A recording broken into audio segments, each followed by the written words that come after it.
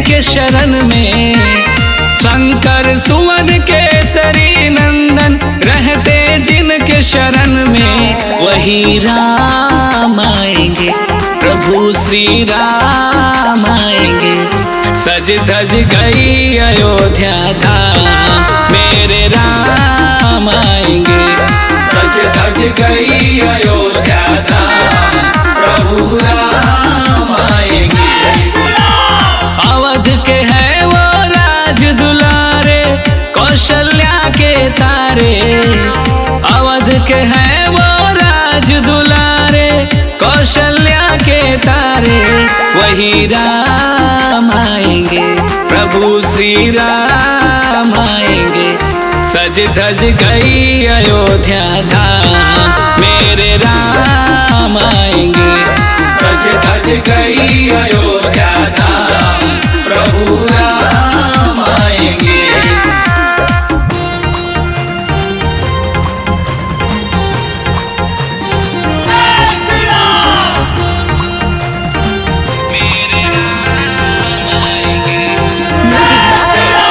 सज धज गई अयोध्या धाम, प्रभु राम आएंगे।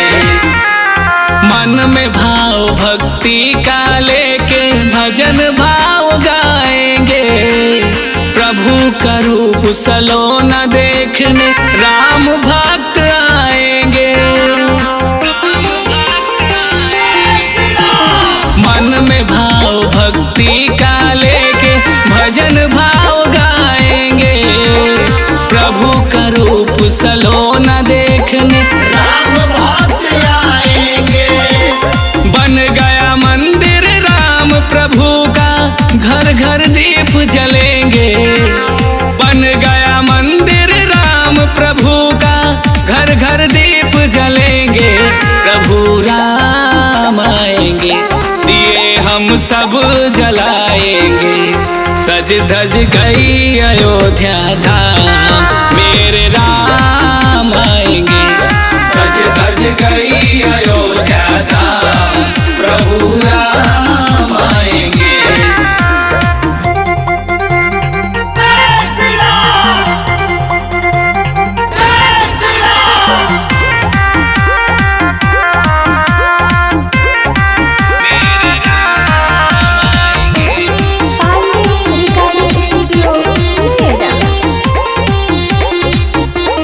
माता सीता और भाई लक्ष्मण के संग प्रभु आएंगे। ऋषि मुनि और जनमानस के भाग खुल जाएंगे। मात सीता और भाई लक्ष्मण के संग प्रभु आएंगे। ऋषि मुनि और जनमानस के भाग खुल जाएंगे। राम राज फिर से आया है, अवध के लोग कहेंगे। राम राज फिर से आया है, अवध के लोग कहेंगे। अयोध्या हम भी जाएंगे, प्रभु के चरण पखारेंगे। सज धज गई अयोध्या धाम, मेरे राम